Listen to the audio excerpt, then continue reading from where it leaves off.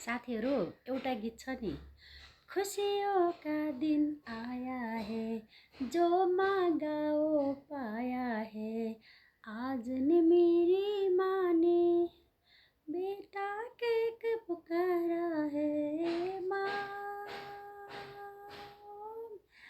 मेरे एकदम बढी खुसीको खबरहरू सुनेर म गदगद हेर्नु है साथीहरू। यस्तो आनन्द है, राजनीतिका कुराहरू, व्यवस्थापनका कुराहरू सुन्दा हामी नेपाली जनता यति उत्सुक हुँदा रहेछौँ कि सुविधा पाएर फेसिलिटी पाइसकेपछि त झन् हाम्रो सीमा रहँदैन। हेर्न फेसिलिटी पनि यति धेरै कुरामा भयो हेर्नु है। हामी वडा अध्यक्ष भएको ठाउँमा वडामा कुनै पेपर बनाउन जानु पर्दाखेरि लाइन, आफ्नो लाइन त छ तर कुदाकुद, यताबाट त्यता त्यताबाट यता, त्यो पेपर लिएर उता जा भन्ने, अनि उता साइन गरेर के हो त्यस्तो। हाम्रो देश गरिब देश हो। बालेनजीले एकदम सही काम गर्नुभएको छ। ती वडा सदस्य त्यत्रा पाल्ने, सरकारी पैसाहरू त्यस्तो खर्च गर्ने होइन, विकासका काममा लाउनुपर्छ। जुन ठाउँमा जो बसेको छ पदमा त्यसले मिहिनेत गरेर खाने हो होइन।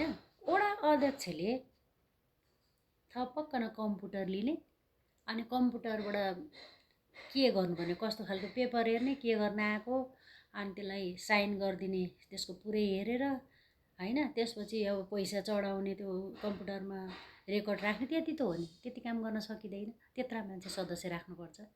अनि त्यही वडा अध्यक्षकै सान एकदम ठुलो हुने, जहाँ पनि सबैले याद गर्नु होला, वडा अध्यक्ष यति ठुलो हुने, कुरेर बस्नुपर्ने, मन्त्री आए जस्तो गरेर। अनि म त है झन् कतिचोटि त्यस्तो परेको छु। वडामा गयो, कुर्नुपर्ने के, यति टाढाबाट जानुपर्ने, अनि कुर्नुपर्ने, सिनो रोङ्ने जस्तो गरेर रुङ्नु पर्ने, अनि बल्ल बल्ल बल्ल बल्ल आइपुग्छन्। अब त्यहाँ धेरै मान्छे गएर बसेका हुन्छौँ होइन, अनि झप्पै छोप्ने के, अनि अझ काम नसिद्धि हिँड्न खोज्ने, त्यस्ता टाइपका वडा अध्यक्षहरूको मिहिनेतले अब खाने समय आयो। मिहिनेतले त्यत्तिकै भात पचाउन पाइँदैन। म त त्यही नै भन्छु। धेरै वडा अध्यक्षहरूले दुःख दिएका छन्, जहाँ पनि दिएका छन्।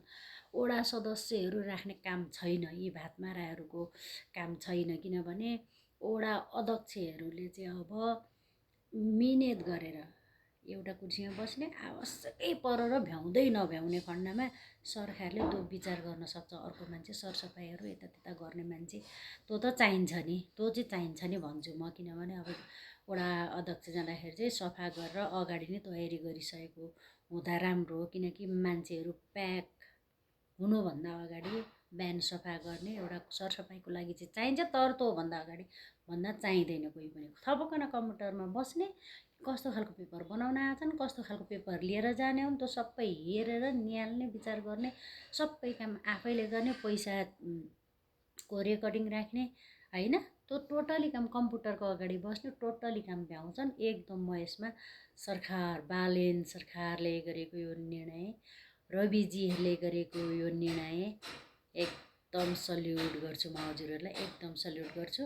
त्यति मात्रै हो र साथीहरू। म के कस्तो टेन्सन लाग्थ्यो मलाई बाहिर हिँड्दाखेरि।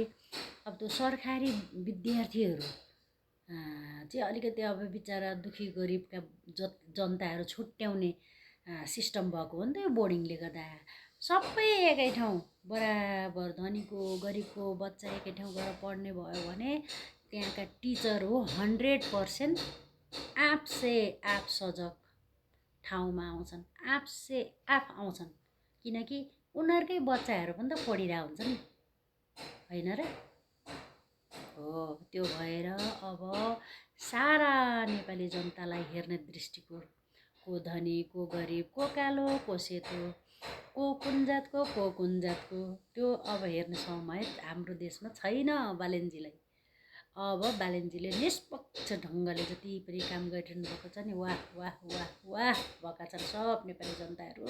फेरि पनि एकदम हजुरको कामलाई धेरै धेरै धेरै धेरै आशीर्वाद छ, धन्यवाद छ।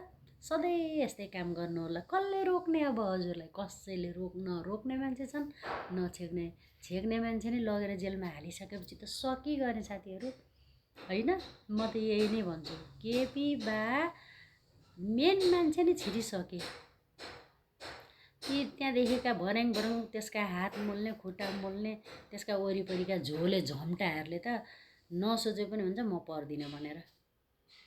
जतिले यो देशको लागि गद्दार काम गरेका छौ पर्छौ जेलमा। जहाँ लुकेर जाओ, पानी मुनि गए पनि गृहमन्त्रीले छोड्दैनन्, रवि लामिछानेले पनि छोड्दैनन्। बालेन शाह त झन् बालेन शाह नै भए कडक हुनुहुन्छ नि त। जे बोल्छु त्यही गर्छु। हाम्रो देशमा फेरि साह्रै मिलेका छन्। हेर्दैखेरि चाहिँ जङ्गे टाइपका अब तपाईँको बालेन शाहहरू पनि त्यस्तै, उसको अब गृहमन्त्री त्यस्तै छन्। रवि लामिछानेको त महान त अब कुरा गरेरै साध्यै छैन। त्यागी नेता, देश र जनताको लागि भनेर जन्मेको। अब भित्र कस्ता कुराहरूको सेटिङ गर्दा हुन् कि तिनजना बसेर, होइन? ओ माई गड, एकदम यो तिनजनाको चाहिँ एकदमै साथ मिलेको छ। कस्तो राम्रो साथ के, योग्यता पनि भएका, क्षमता त्यति नै भएका, होइन?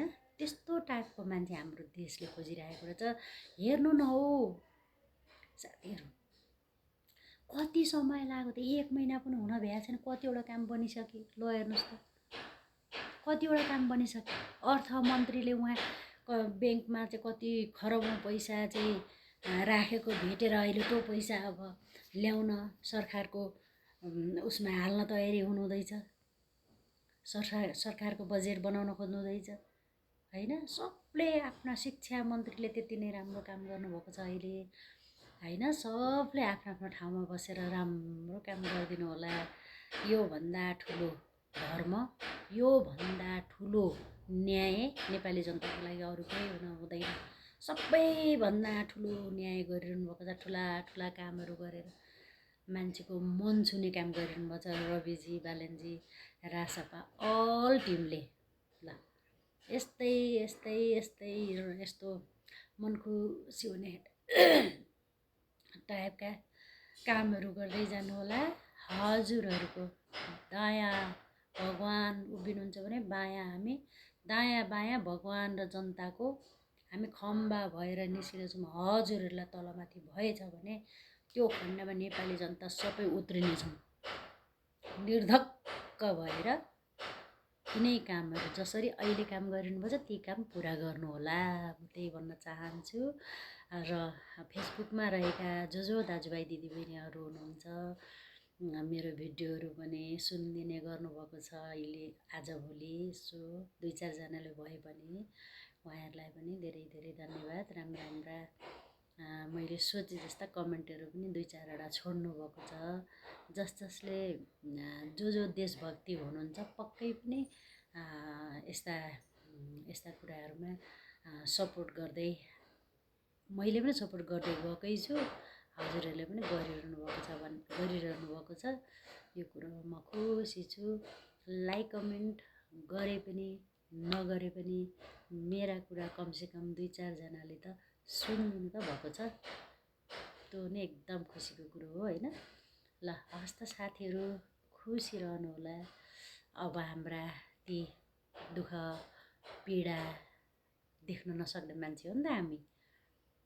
जो सुखी तरिकाले बसेको छ, सुख छ, खान छ, लाउन छ, घुम्न सब थोक छ। तर जो दुखी मान्छे हामी बाटामा देख्थ्यौँ, अन्याय भएको देख्थ्यौँ, देखेर केही गर्न सक्दैनथ्यौँ, अपराधी भ्रष्टाचारीमाथि बसेका त्यस्तै थिए। गाविसदेखि वडादेखि सांसद भवनसम्म नि त्यस्तै गुन्डाको राज थियो यो देशमा, होइन? हामीले त हेरेरै मात्रै टोलारै मात्रै बस्थ्यौँ, होइन? कतिवटा केसहरू त हामीले पनि अब मन्त्रालयहरूमा लग्यौँ, पुरा हुँदैन थिए।